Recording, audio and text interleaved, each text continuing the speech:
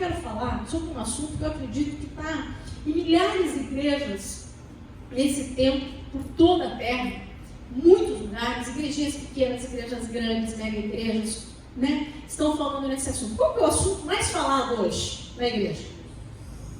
Sobre a volta de Jesus, né? Então é um assunto que nós estamos atentos, estamos alinhados, estamos entendendo, discernindo esse tempo, né? Mas hoje em específico eu quero falar sobre as bodas do Cordeiro, mas a gente vai dar uma passada, eu quero pensar com vocês um tema.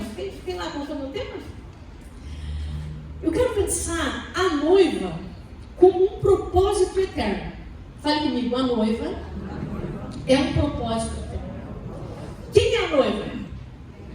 A igreja, somos nós. Ela não é uma ideia que surgiu na caminhada. Ela não é uma ideia para os últimos tempos. Eu quero que você pense nisso, comece pensando assim. A noiva, ela é um propósito eterno. Viu? Vou pedir para o Natan colocar lá em Apocalipse para mim, por gentileza, 19, do 7 ao 8. Apocalipse, isso.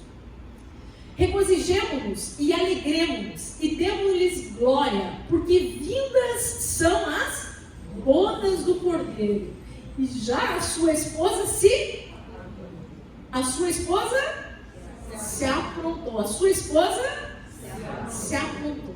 E foi-lhe dado tudo que vestisse, foi-lhe dado que se vestisse de linho fino, puro e resplandecente, porque o linho fino são as justiças dos santos. Então hoje nós vamos pensar um pouquinho sobre esse momento maravilhoso que começa falando de uma alegria, de um regozijo, né? Não é simplesmente uma festa, não é você estar em contentamento, não é apenas um sorriso. É uma grande festa, é um júbilo. E júbilo de quem? Alegria de quem? De quem? Além da igreja, quem mais? Do Senhor Jesus. Você já pensou nisso? Que não é só uma alegria nossa, que é uma alegria dos céus, que é uma alegria do Pai, que é uma alegria do Filho, que vai encontrar com a sua noiva.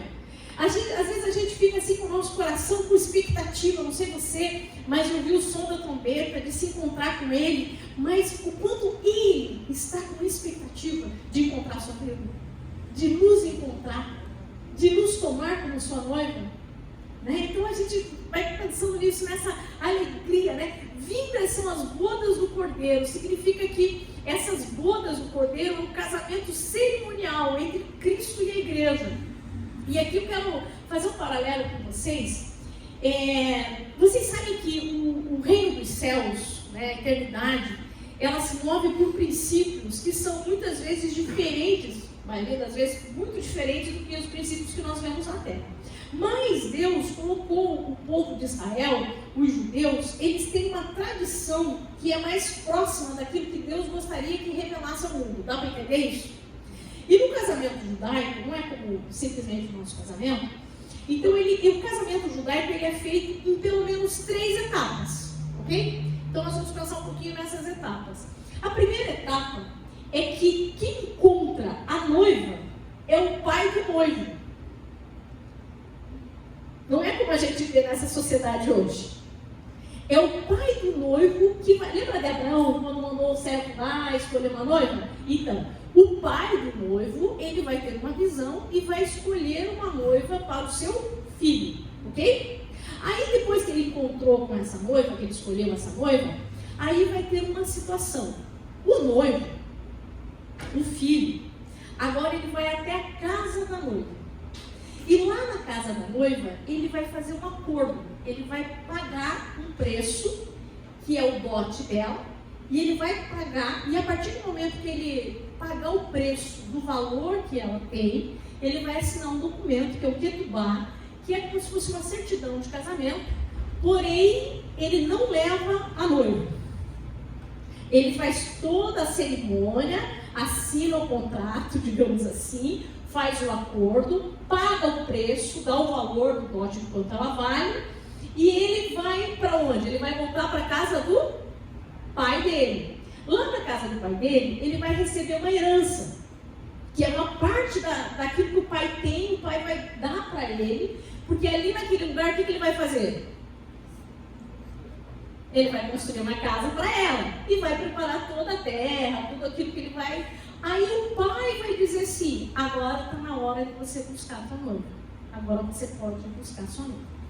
Essa noiva, enquanto está aguardando esse noivo, ela sabe que a partir do momento em que assinou o ketubá, ela deve estar o quê? Preparada.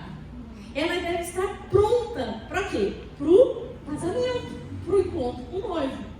E agora ela vai acender uma candeia, como se fosse uma lamparina, e vai colocar na frente da casa. Todos que passarem por ali vão saber que ali tem uma virgem, que tem uma noiva, que está aguardando o seu noivo, que está com expectativa aguardando o seu noivo. E ali está iluminado, está aguardando o seu noivo. Agora, detalhe, então nós vimos a primeira parte, que o noivo vai pagar o dote, vai pagar a quantia, né? Depois nós vemos a preparação, tanto do noivo quanto da noiva. E depois vai vir a terceira parte, que é a celebração, que é o dia do casamento. Então o pai vai chegar para o noivo e vai dizer: pode buscar a sua noiva. Você está pronto agora, pode trazer, que a casa está pronta, está tudo certo, e você pode buscar ela. Agora, o noivo não vai entrar na casa da noiva. Lembra que eu falei que primeiro ele teve que entrar? Agora ele não vai entrar. Dependendo das posses, das condições do noivo, ele vai descer de carruagem, ele vai descer de burro, ele vai descer a pé, depende das condições dele. Mas ele não vai entrar dentro da casa da noiva. Ele vem com os amigos, e os amigos vão gritando e vão dizendo: olha o noivo está vindo. Ou então vai tocar com alguns sons, alguns instrumentos que vai tocando. E imagine a expectativa e o coração dessa noiva. Quando ela começa a escutar o barulho, ela sabe que ela tem que estar pronta. Ela tem que estar preparada, porque ele não vai entrar para pegar. Ela vai sair e encontrar com ele. Quando ela sai, ela pega aquela candeia e leva. Então, quando a gente vai entender algum simbolismo, eu sei que você já fez muitas pontes aí na sua mente, nós entendemos que Deus é o Deus da eternidade, com planos eternos. Quando Deus criou o homem no jardim, Deus sabia que o homem não estaria para sempre sozinho. Não foi assim, Deus olhou o homem e pensou: eu acho que está faltando alguma coisa. Não, Deus deu o tempo certo e depois Deus traz a existência, Deus transforma, a partir da vida de Adão, Deus transforma e traz Eva para Adão, porque não era bom que ele estivesse sozinho. Acontece que tudo que nós vemos na terra é um reflexo da vontade dos céus. O que nós vamos entender? Que assim como Deus trouxe Eva à existência, através da vida de Adão, Deus trouxe a igreja do Senhor para o seu Filho amado. Deus preparou e trouxe a existência, tão capaz quanto, porque uma mulher idônea lá, a Eva, era uma mulher com muitas habilidades, com muitas capacidades, e assim também Deus não ia fazer para o seu filho uma noiva incompleta. Concorda comigo? Deus não ia fazer para o seu noivo uma noiva incompetente. Iria escolher para o seu filho uma noiva incompetente? Uma noiva feia? Uma noiva apática? Uma noiva doente? Uma noiva depressiva? Não. Deus escolheu para o seu filho uma excelente noiva. Essa noiva que o pai escolheu. E aí o filho agora teve que vir na casa da noiva. Ele não podia simplesmente ir lá fazer. Vocês estão me acompanhando com o raciocínio?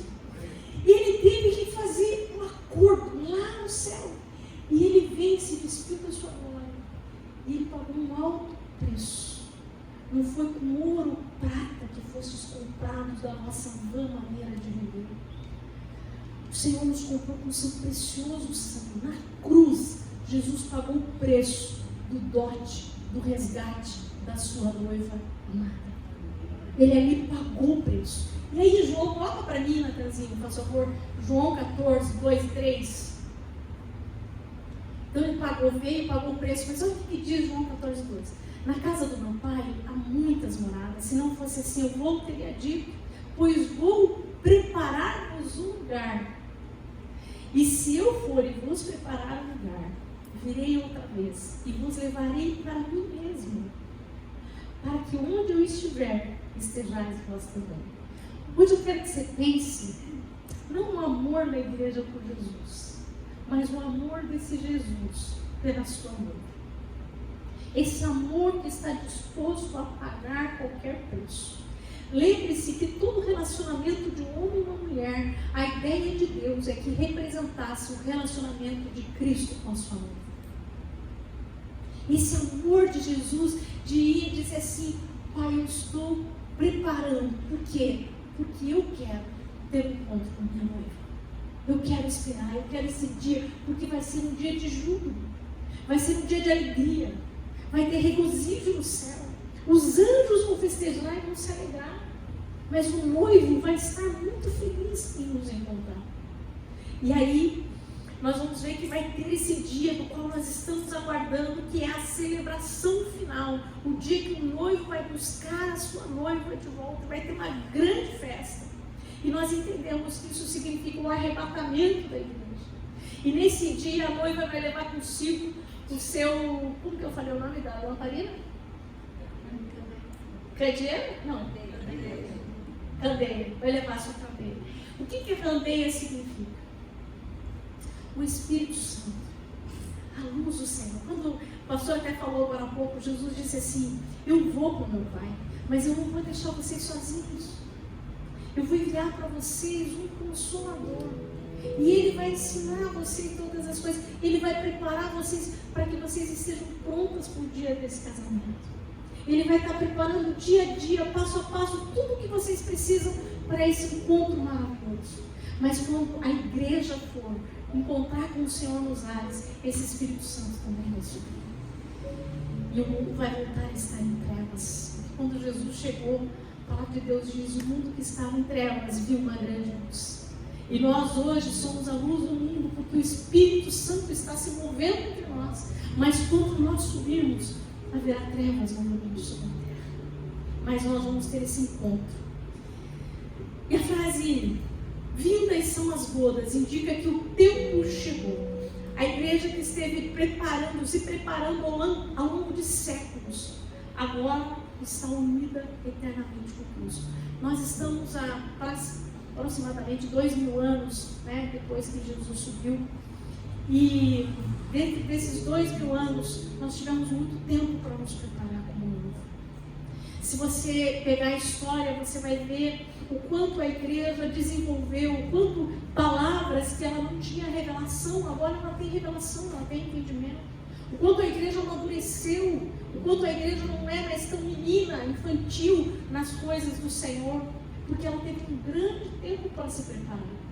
E nós vamos entendendo o quanto isso é maravilhoso, o quanto realmente nós precisamos compreender esse papel de ser a igreja dessa última hora, essa noiva que está pronta, essa noiva que está preparada, essa noiva que está madura, essa noiva que está amando o seu noivo, essa noiva que está atenta, não é como as virgens loucas que deixaram o seu azeite se acabar e acabou a luz, mas as virgens prudentes, aquelas que estão com azeite, aquelas que estão atentas ao que o Senhor está fazendo, cheias do Espírito Santo, amém? E aí diz assim: e já sua esposa se aprontou. Aqui nós vamos ver a responsabilidade da igreja em se aprontar. O que seria se aprontar?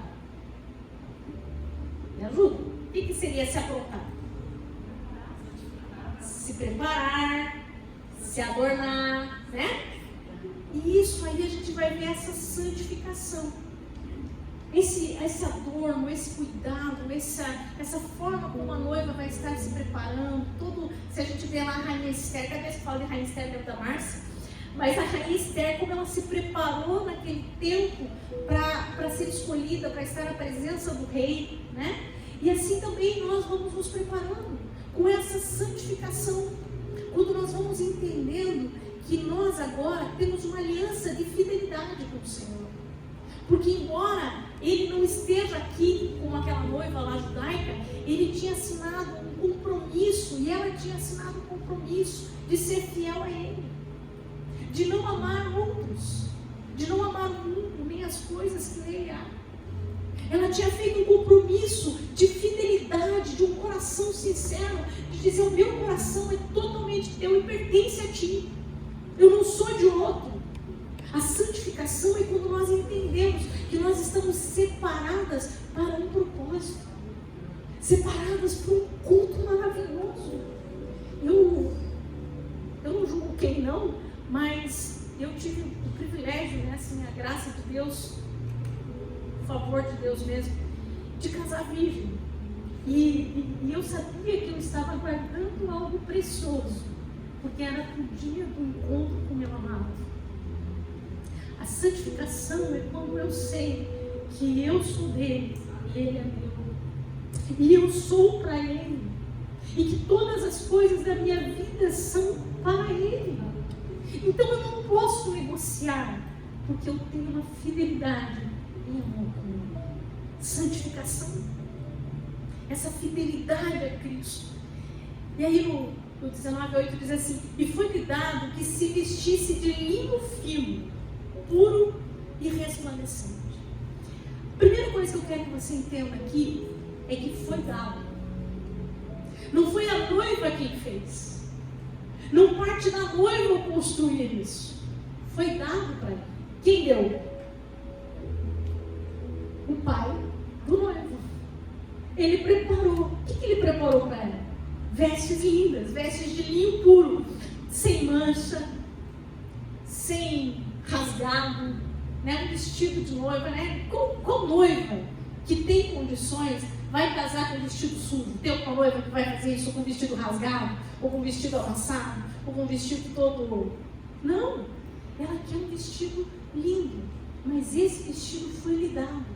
Esse vestido puro, essa pureza, não é uma pureza que nós conquistamos por nós mesmos, mas é uma pureza que Cristo alcançou para a nossa vida. Quando Paulo vai dizer assim, irmãos santos e amados, esses santos não é porque nós fizemos muitas coisas e entramos numa redoma e não pecamos e não erramos, mas porque Ele nos tornou santos pelo seu sangue. Ele nos purificou, Ele nos limpou, Ele nos deu essas vestes de linho puro. Essas vestes de pureza Ele nos deu, nós precisamos conservá-la. É como se você recebesse o vestido de noiva e você não vai ficar usando para ir no supermercado, vai? Você vai estar guardando aquelas vestes, porque você sabe que ela está preparada para pedir no encontro. Então nós precisamos entender que nós recebemos essas vestes de linho puro, sem mancha, separado para Deus, resplandecente. O que é resplandecente? Que tem o brilho. Qual é o brilho? O brilho da glória de Deus. Talvez você não saiba, talvez você não pensa tanto nisso, talvez você não tenha uma consciência do quanto isso é real, mas as pessoas no mundo olham para você e elas veem a glória de Deus na sua vida. Se você chega num ambiente totalmente perturbado, talvez você chegue e não perceba, mas as pessoas percebem a sua presença, porque há um brilho de Cristo na sua vida. Talvez depois que você se converteu, as pessoas começaram a dizer: você está mais bonito, o que aconteceu com você? Você está mais radiante, porque nós carregamos a glória do Senhor resplandecente nas nossas vestes. O mundo vai ver isso, vai perceber isso. Por isso que quando você chega num ambiente que está numa roda de escarnecedores, onde as pessoas estão falando palavrão, estão bebendo, e aí você chega, muda o ambiente. Se não muda é porque tem alguma coisa estranha, tem que mudar. E você não precisa falar nada, só a tua presença chegou, as pessoas vão mudar. Por quê? Porque há uma glória de Deus sobre a tua vida. Então essa roupa, essa veste de linho que nos foi dada, ela reflete a justificação e a santificação. E ela é um contraste com a Babilônia. Lembra da palavra lá de Apocalipse, você não vai entrar nisso? Mas que fala da prostituta? Vestes exageradas, eu não sei qual palavra que eu vou usar aqui agora. Mas não tem nada a ver com as vestes da noiva. Entendeu? Porque essas vestes da noiva, ela é guardada em pureza. Nós não precisamos chamar de atenção no mundo. Nós não precisamos de holofotes. Nós não precisamos de shows, nós não precisamos de fogos, pirotecnia. Nós precisamos da presença de Deus nessa terra. Nós não precisamos de grandes palcos, irmãos. Nós precisamos dele na nossa vida. Nós precisamos resplandecer quem ele é. Porque o linho fino são a justiça dos santos. As justiças dos santos indicam que não apenas é uma injustiça imputável de Cristo, mas também as boas obras dos fiéis. Na quinta-feira nós tivemos uma pergunta sobre isso. A Márcia fez a pergunta, né? Para entender essa questão de boas obras. Porque nós não somos salvos por causa das obras, somos salvos por causa da fé em Cristo Jesus e pela graça. Mas a partir do momento que eu fui comprado, resgatado, que eu fui revivi no meu espírito, que eu fui ressuscitada com Cristo, que a minha vida agora encheu da presença de Deus. Queridos, o Espírito Santo agora habita em nós. Eu não sei o quanto você tem consciência disso, mas no Antigo Testamento o Espírito Santo não conseguia habitar no coração. Ele manifestava sobre algumas vidas, ele vinha sobre algumas vidas e ele mostrava o seu poder, ele tinha uma unção que era sobre aquela pessoa, mas não estava dentro daquela pessoa. Mas agora em Cristo, nascidos de novo, nós temos o Espírito Santo. E sabe o que esse Espírito Santo faz? Ele diz assim: agora eu vou mudar o coração de vocês. O pastor pregou isso a semana passada. Eu vou tirar o coração de pedra e vos darei um coração de carne. E nesse coração agora vai estar escrito qual é a minha vontade, qual é a minha lei. Ela não precisa mais estar escrita em pedras, mas agora ela vai estar dentro de vocês. A partir desse momento que eu entendo isso, que esse Espírito Santo está na minha vida, que eu tenho um novo coração, que eu tenho uma nova vida, que eu entendo que a minha vida não se resume mais a essa terra, mas eu transcendo e sei que a minha vida é eterna. E a vida eterna é essa que creio no Filho de Deus. Quando nós cremos em Cristo Jesus, nós temos a vida eterna. Quando essa vida eterna está em mim, eu vou viver para reproduzir, para trazer, manifestar aquilo que está na eternidade sobre a terra. E é por isso que agora as minhas obras vão mudar. Você entende isso? Agora eu vou fazer boas obras, porque eu sou uma nova criatura. Eu vou fazer boas obras, porque agora eu sou uma pessoa em Cristo. Eu tenho a mente de Cristo. O Espírito de Deus habita em mim. Então eu não vou fazer boas obras porque eu quero merecer alguma coisa de Deus. Mas agora ele já me deu. Então é isso que diz esse versículo. Porque o linho fino são as justiças dos santos. Porque agora eu vou andar em retidão com esse caminho dessa nova vida. E a vereda do justo é como a luz da aurora, que vai brilhando mais até ser dia perfeito. Cada dia mais eu vou viver mais as boas obras em Cristo Jesus. Porque eu não fui salvo pelas obras, mas eu fui chamado para as boas obras. Então agora eu vou manifestar esse amor de Deus no meu coração, na minha vida. Então essas são as vestes. E Deus valoriza a fidelidade e a obediência do seu povo. Essa é uma demonstração da graça e da resposta humana. Cristo nos redime. Cada cristão é chamado para ser cooperador com Cristo. A ideia de Deus nunca foi fazer tudo ele sozinho. Você entende isso? Deus podia fazer tudo sozinho? Mas Ele não nos escolheu, Ele nos fez, nos colocou na terra, Ele deu a terra para nós. Deus decidiu que nós fôssemos cooperadores com Ele. Mas Ele também podia deixar tudo por nossa conta. Ia dar certo? Não. Porque tem coisas que nós não podemos fazer. Mas Ele decidiu fazer uma cooperação. Então, os céus, o Senhor, o nosso Deus, a vontade eterna, ela é trazida sobre o nosso coração.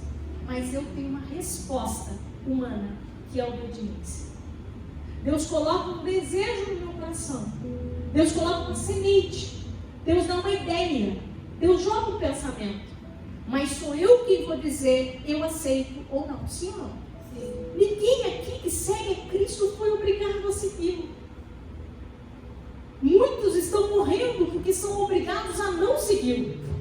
E morrem por isso. Jesus disse, mas se alguém quiser vir após mim, Ele não diz você é obrigado. Quem quiser. Então essa escolha de cooperação, de dizer sim, eu creio, eu recebo, eu aceito, e eu vou obedecer aquilo que o Senhor me diz, é uma disposição de sermos cooperadores com Cristo. Então, nesse processo do casamento, também é a nossa participação. Do quanto nós estamos dispostos a obedecer e dizer, sim, eu quero estar com o Senhor. Eu quero viver esse dia.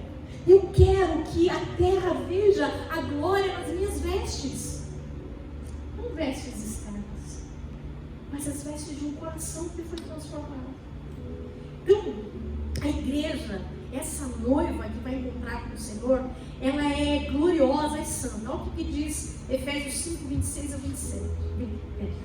Cristo amou a igreja e a si mesmo se entregou por ela, para santificar, purificando-a com a lavagem da água pela palavra. Então, quem que nos purificou? O Cristo. Para apresentar para quem? A si mesmo.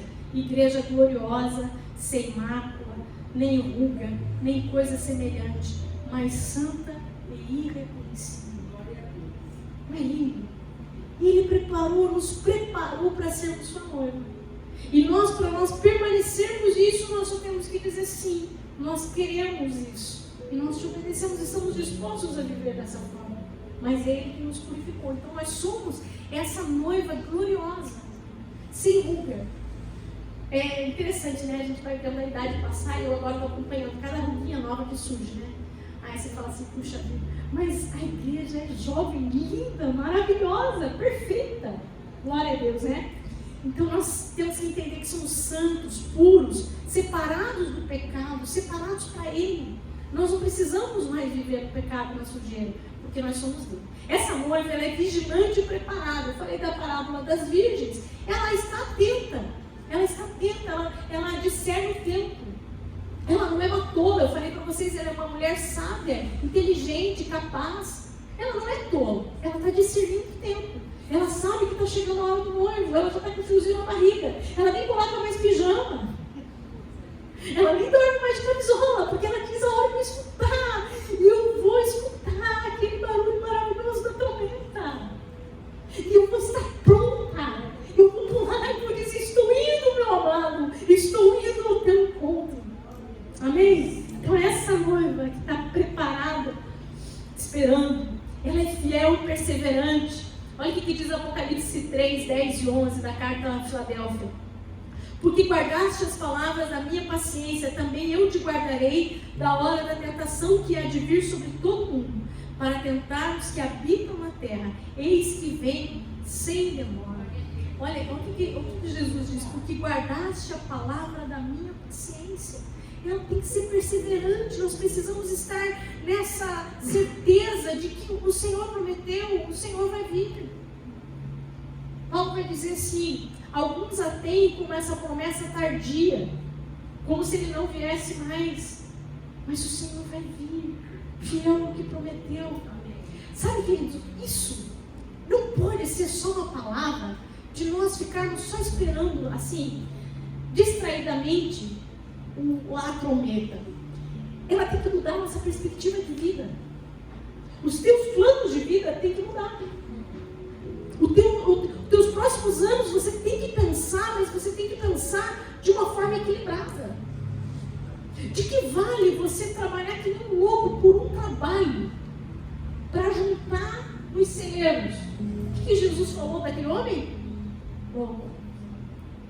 Hoje pedirão a tua alma que você tem guardado, para quem será? Não que a gente não deva trabalhar, lógico. A Bíblia diz que nós devemos trabalhar e sermos generosos também. Mas a gente não pode ter uma ideia de que nós vamos guardar para o nosso bisneto. Não faz sentido. Você entende isso que eu estou dizendo? E como que eu estou ponderando como eu trabalho? Eu estou usando o meu trabalho como um lugar de resplandecer a glória do Senhor? Ou eu estou usando só para adquirir bens? Propósito.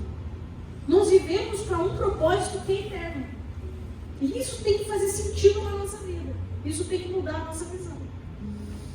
E essa igreja, essa noiva, ela é cheia do Espírito Santo. Romanos 8:11 diz: e se o Espírito daquele que dos mortos ressuscitou a Jesus habita em vós, aquele que dos mortos ressuscitou a Cristo também vivificará os vossos corpos mortais pelo Espírito que em vós habita. Queridos, nós somos cheios do Espírito Santo. Nunca houve um tempo onde os dons deveriam se manifestar como agora. Desperta o dom que há em ti. Buscai os melhores dons. É tempo da igreja estar cheia do Espírito Santo. Essa luz que brilha dentro de nós. Queridos, se você sente uma vontade de orar, vai lá e ora. Se você sente uma vontade de colocar a mão sobre o enfermo e declarar a cura, vai lá e declara. Se você sente de Deus que você tem que entregar uma palavra, entrega a palavra. Se você sente que Deus está te convocando para uma missão específica, vai e faça. Você é capacitado, você é cheio do Espírito Santo.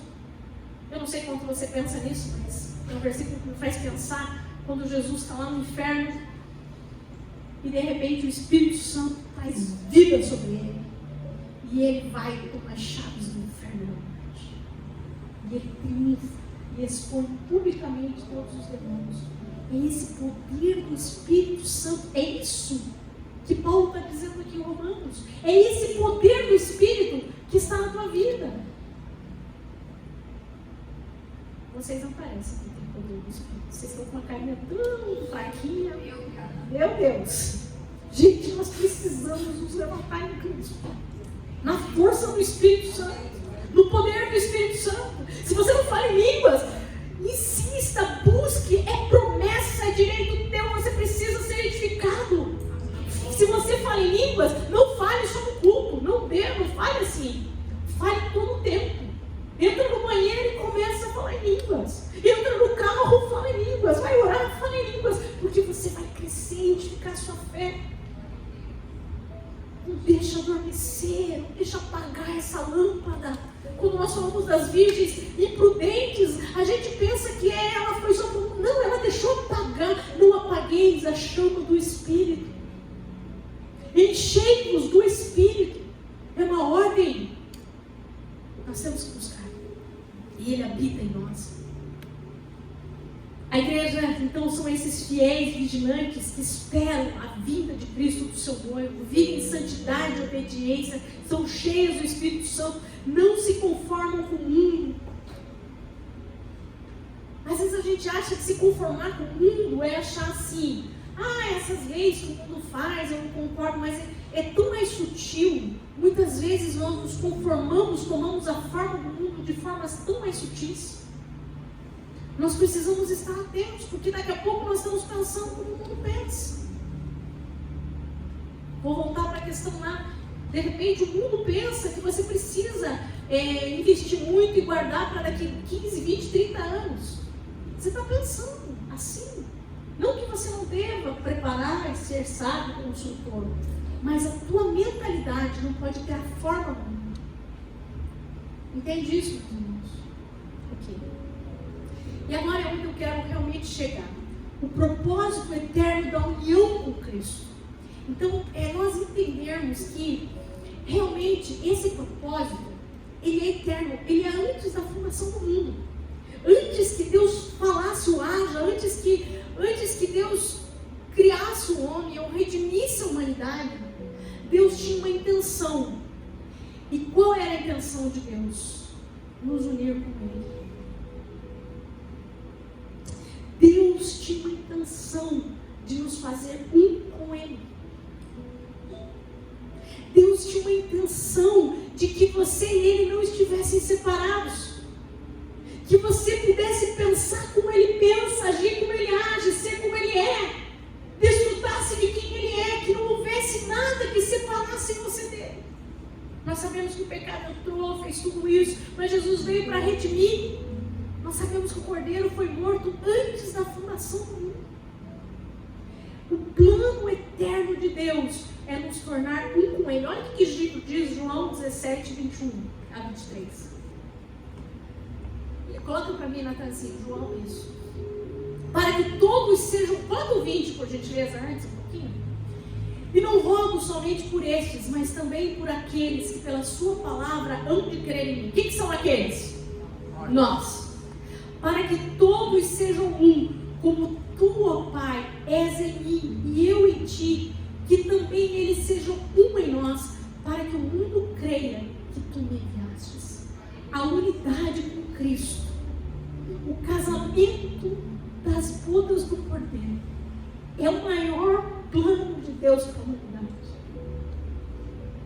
A salvação, o preço pago foi um processo, mas o plano é a unidade. O maior plano de Deus não era que Jesus morresse na cruz.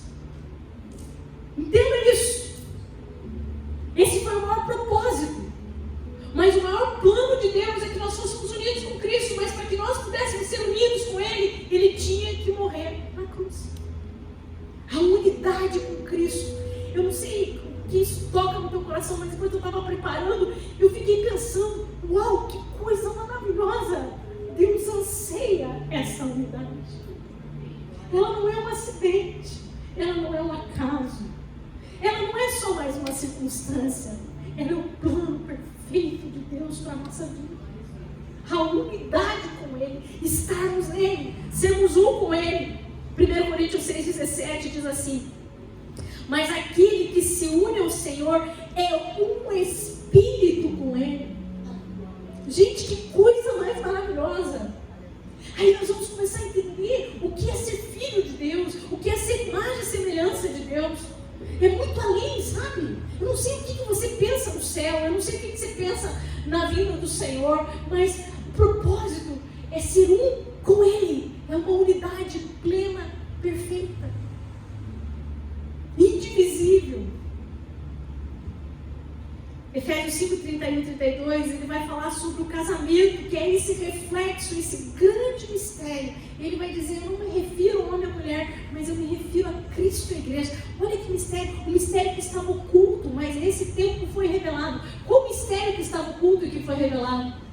A unidade de Cristo com a sua igreja, com a sua noiva. Essa unidade perfeita, plena. Então ela não é uma relação distante, ela é uma fusão espiritual. Uau, vou repetir essa palavra. Fusão espiritual. O que é uma fusão, querido? Eu não sei com você, mas meu coração está tudo acelerado aqui. Que coisa gloriosa! Nós estamos sendo um com o Criador do Universo, o Deus poderoso, soberano. Que Ele desejou, não foi desejo nosso, foi desejo dEle. Foi plano dele, é a vontade dele, é o anseio dele. Quando isso acontecer, vai ter júbilo e alegria, regozijo no céu, porque ele está cumprindo um plano eterno. Aleluia! Nós somos participantes dessa glória de Deus, essa manifestação visual, perceptível do seu caráter, poder e presença. Porque nós já temos um acordo, nós já estamos assinados, o preço já foi pago, nós já pertencemos a Ele, já somos a sua noiva.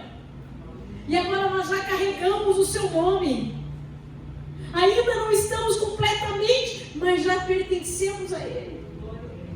Então nós já carregamos agora, nós já manifestamos parte dessa fusão. E um dia vai ser perfeito, mas hoje já manifestamos essa fusão. Assim como Cristo é, somos nós neste mundo. Não sou mais eu quem vivo, mas Cristo vive em mim. E a vida que eu agora vivo pela fé. Filho de Deus que me amou. Você já é um com Cristo. E essa glória já se manifesta na sua vida. Esse caráter de Cristo, ele já se manifesta em você. E agora eu posso manifestar esse reino. Eu posso manifestar um domínio, uma vontade, um reino que não é deste mundo, que é um reino de justiça, paz e alegria. O reino deste mundo, ele é perdido, ele é complexo, ele é imperfeito, mas o reino eterno é um reino perfeito de unidade. Amém? Nós pertencemos a esse reino. Ele tem um propósito governamental. Então deixa eu só voltar aqui um pouquinho. Nós vamos manifestar o reino, mas nós como igreja, e aqui eu quero que você preste muita atenção, como igreja, nós temos um propósito governamental e missionário sobre a terra. Apocalipse 26 diz assim: e viverão e reinarão com Cristo por 1000 anos. Deixa só eu fazer Hoje, nós já temos um governo de Deus sobre a nossa vida. O reino de Deus já está em nós. Nós já somos coparticipantes com Ele nesse reino, amém? Nós já temos um entendimento, Ele já nos deu poder e autoridade. Quem veio em uma aula anterior aí, nós falamos sobre autoridade, poder, domínio que nós temos. Por que nós podemos fazer o que fazemos? Porque nós temos uma autoridade legal para agir sobre a terra. E nós temos uma autorização para agir sobre a terra. E hoje, na terra, nós somos os representantes desse reino. E representantes desse reino.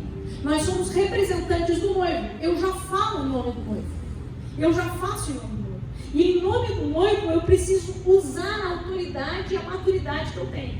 Você entende isso?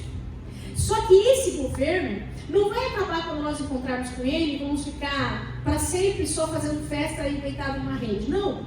Não é lua de mel para sempre. A gente vai estar com ele e nós vamos continuar reinando agora de uma nova forma, completa e absoluta com ele. Vocês entenderam o que eu quis dizer? Hoje nós já exercemos e precisamos estar em treinamento para esse governo. Porque esse governo vai continuar na eternidade sobre a nossa vida. Então o propósito de Deus é que nós sejamos sempre corregentes com eles, co-participantes com Cristo. Porque nós vamos reinar sobre a terra com Ele, sobre as nações e sobre os mundos. Amém? Então nós estamos hoje nesse tempo.